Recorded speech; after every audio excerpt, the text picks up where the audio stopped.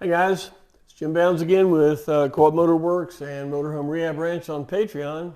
Hey ranch hands, this is for you guys today. Boy, I created a stink, didn't I? Last time we were talking about, how to make valances, right? And then I got a raft of emails. Well, why do you hang them? You're right. I needed to go one step further and show you this, and also I wanted to talk a little bit about some things to consider about window treatments, blinds, valances, stuff like that. So that's what we're going to do today, all right? So, and how to hang the said valances on the said wall. Okay. So, first thing, what are you going to need? For each blind, for each window, you need 4 aluminum 1-inch L brackets, about 3 to 4 inches long. I say, why so long? Well, the thing is, when you put this on the wall, you're going to have 2 screws, so that it gives it good strength like this. And then when you put the valance on it, you're going to have 1 rivet in the middle, so the length to the rivet in the middle will have good strength, lateral strength side to side. So each blind will have 2 1x1 L brackets, okay? So you're gonna need 4 for each window. How many windows you got? Well, you got 7. Okay, so you'll need 28. You got 7 windows, you're gonna need 14 blinds, 7 sets. You're gonna need 6 of them identical because they're sidewalls. And then the rear one is going to be a little bit different. Now, when you get to the rear one, I'll have to do a whole video on that. Okay, so when you get all the side windows done, have 2 more valances, raw cut, 34.5 inches. And then maybe by then I'll have a video on how to do the rear blind, and you can go from there. All right, so to make a blind, a valance for a blind, you're going to have a valance, you're going to have 2 brackets right there, and then you're going to have a blind. And you'll have a valance over here, 2 brackets over here. Now, goes up behind the cabinet. In the past, step 1 was to hang this on the wall with the accoutrements they send you, right? Step 2, put the valances up. Step 3, put the cabinet up. Step 4, try it. If it doesn't work, go back to step 1. Oh! No. Here's how you fix that. This is very important. So whatever blind you use, whatever window treatments you use, we'll talk about those in a second. Think about this. If you have a cabinet back here, the valance is going to be 1.25 inches. Now see, this valance was made for a wider blind. But if you have a GM floor plan coach, your valance is going to be a 1 inch like that. Okay? Now, there's another one over here. Like that, right? All right. Now, if you look inside here, you can see it's hollow. You see that? It's hollow. All right. So what do? You take a 3/16 drill bit.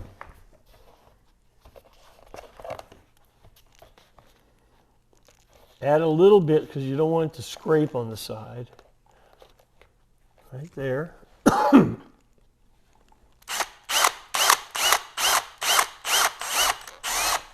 Oh, stop it.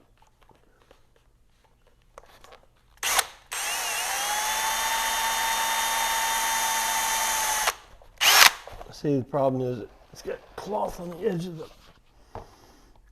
bit. Now,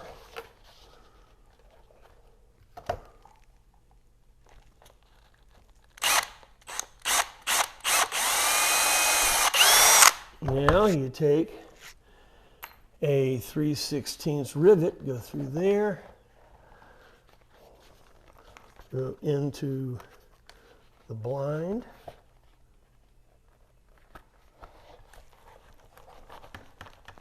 Right? And now pop the rivet. Of course, I have the wrong arbor in. It's this one.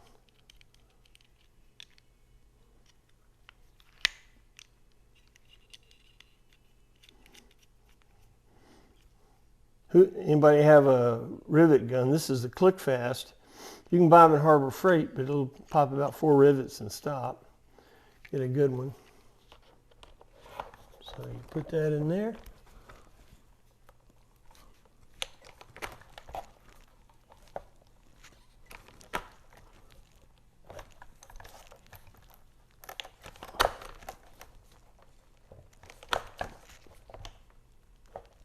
Boy, that one's being a bitch. Excuse me. That's not a cuss word. Now, the blind is attached to the valance. Right? So, right? Now, if you have that over here, when you serve it up behind the cabinet, right? You got your brackets on the wall. That holds it in. This holds it back because the cabinet won't let it come out. This holds it up. The pressure on this is not pushing out. It's lateral pressure. It's down this way. So this bracket, okay, with 2, what I do is I drill, well here, let me do it. A 3/16 bit, one hole, and then right in the middle, as far as you can out, you do a 3rd hole. Okay? These 2 are for screws. Now, you say, well, I'm going to screw into the wall. We're going to go out here and screw this to the wall in just a second. But you say, well, I'm not just going to go to 1/8" Luan. Well, wait a minute. If the pressure is down, in other words, here's the wall panel, here's your valance, here's the window. If this is to the wall and the pressure on it is down position, it's not out. It can be on a piece of 1/8" plywood and not have a problem. You're going to, hopefully you won't have kids hanging from it. You don't have to worry about backing up. Now, if you do want to do it, don't worry about it. But here's what you do. We're going to do it out there in just a second. Take a screw gun, and you take a sheet metal screw. It looks like that. Okay? Sheet metal screw. Take the sheet metal screw. Hang on. Let me get my screw gun fixed here.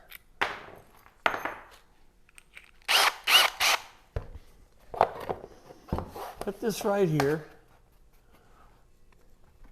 Take a sheet metal screw and easily pop it in the hole. If it goes all the way in, bring it till it stops. If it goes in and hits a piece of metal like the framework, fine. Take it out. Get a self-tapping screw like that with a drill bit end on it and put it in. It will tap into the metal wall and hit right real nice. That'll be a good fit. All right, so let's go out, let's do a little field trip out in the coach we're working on. I'm going to show you how this fits in and how to hang the blind, okay? Let's go out there, come on. All right, guys, we're in the coach here. You can see all the walls are out. Remember this pattern that I said, if you have this pattern, you can do the whole coach, right? Well, I've been thinking about this, and I haven't said anything to Scarlett about this yet. She's going to freak out. But if you will email me or comment me, I have some brown paper over there, and I will make you a pattern of this, and I'll mail it to you. It's going to cost us 35 cents. But with this, you can do everything. Ranch hands, if you're a ranch hand, this is what you get. If you're not, become one.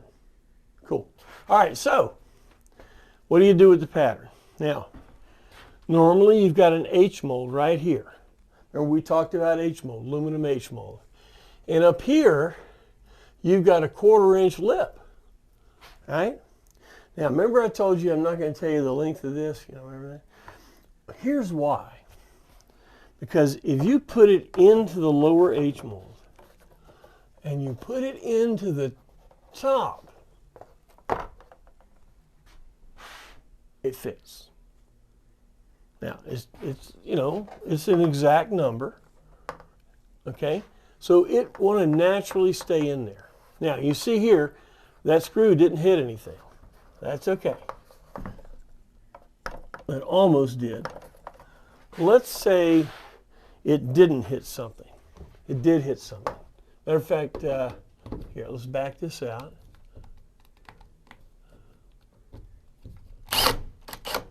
Because actually it did. See right there, it hit something. So here's what we're going to do. Now we're going to take the self-tapper I showed you about. We're going to line it up. And we're going to put it in.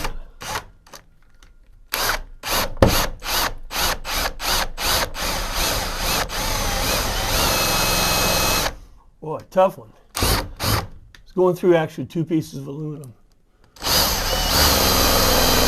Now I have to get another screw. The idea, the self-tapper will tie into there. If it's not, if it doesn't hit something, this screw is still enough to bite here and hold. Okay? All right. Now you got that in there. The panel's right. Remember we were talking about the GIMP here? Well, here it is.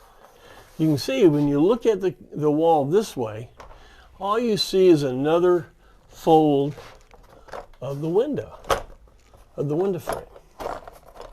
And move it over just a little, right there. See? It just becomes another, because here's your window frame.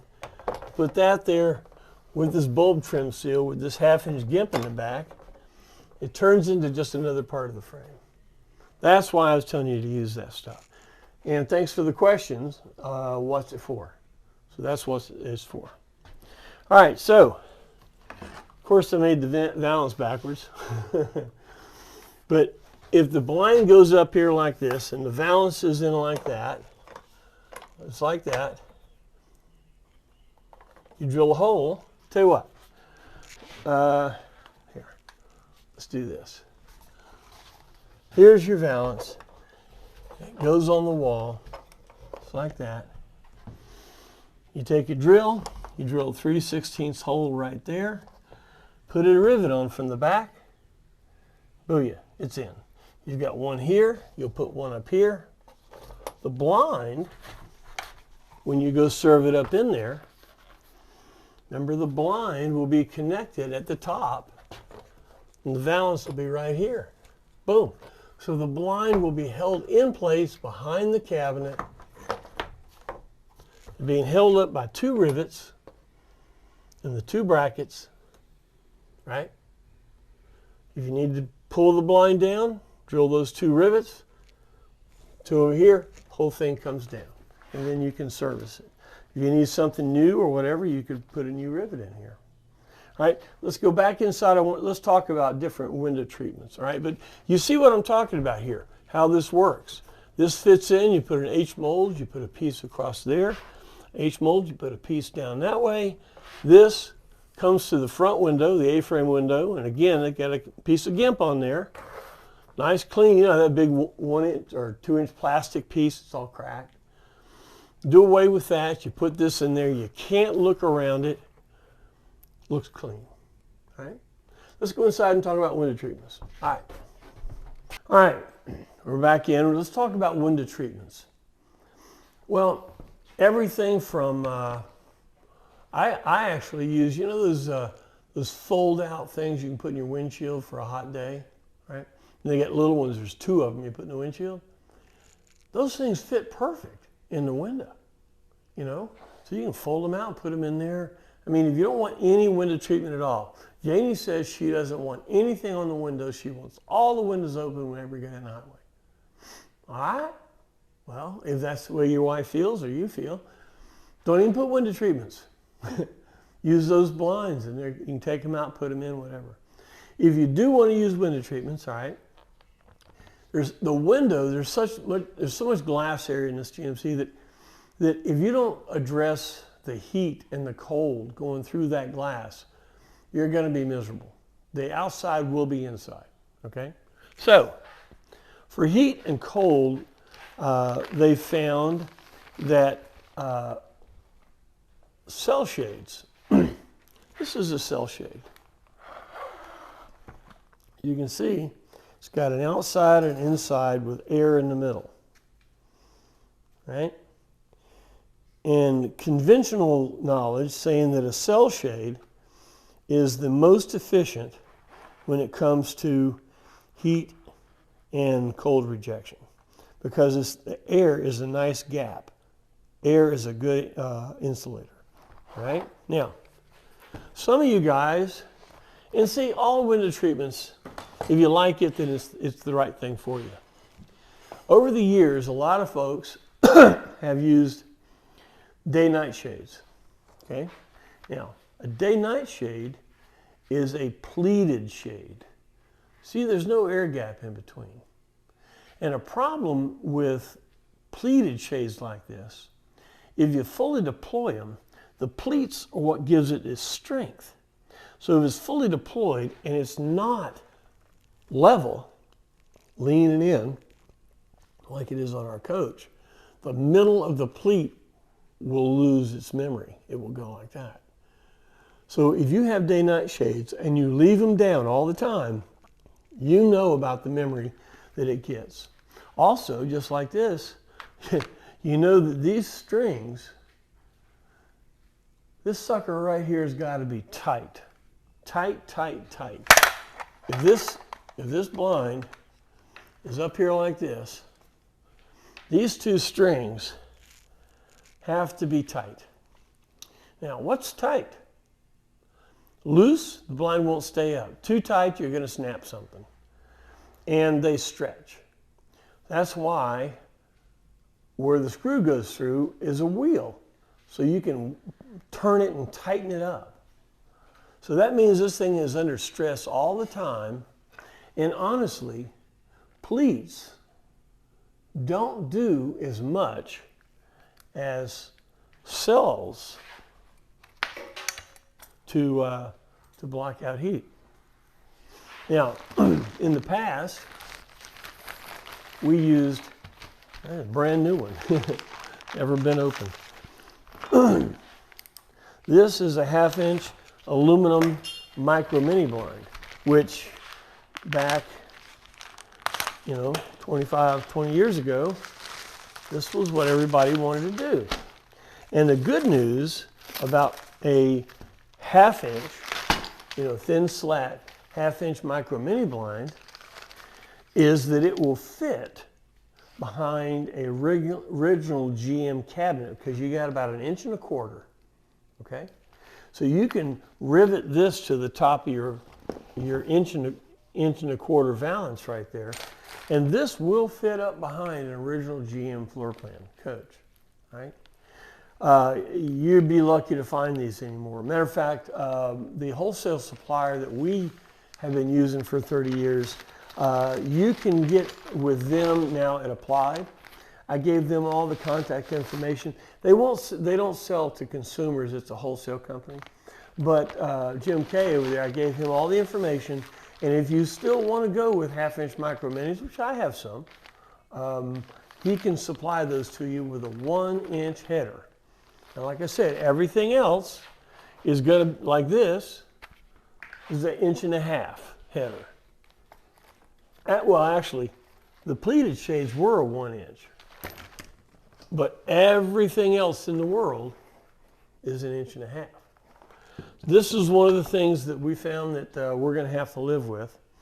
Now, if you have a GM floor plan, you've got 4 inches on it back there, no problem.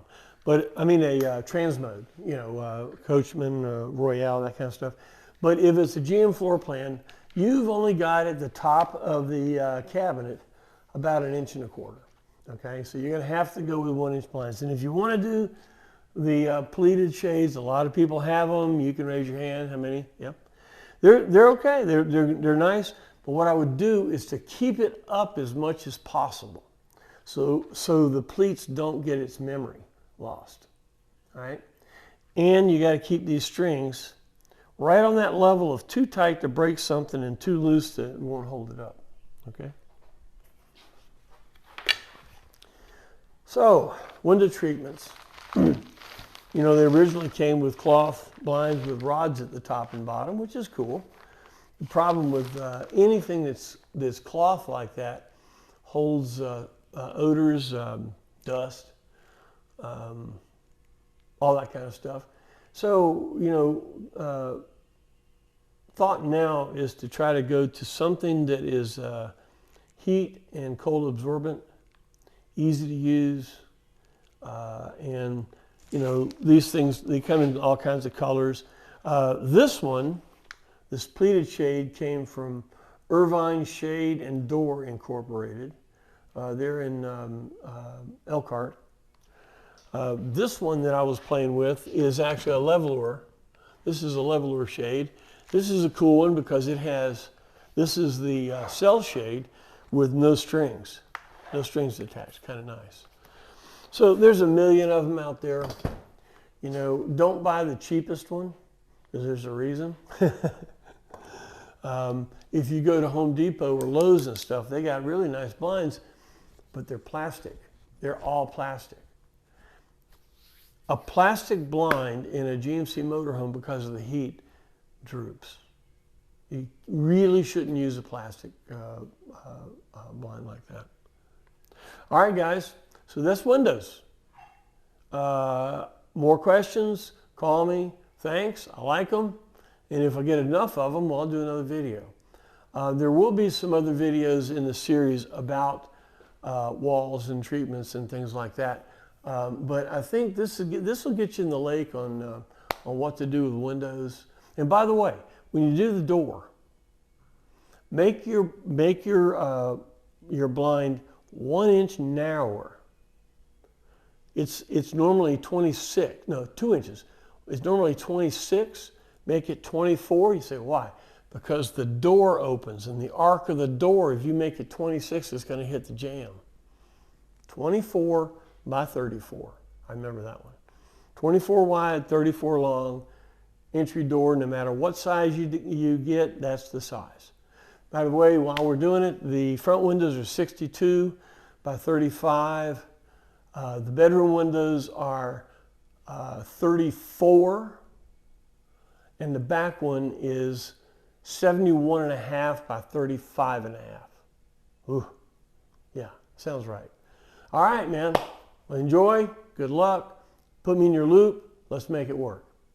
Thanks, ranch hands. See you next time.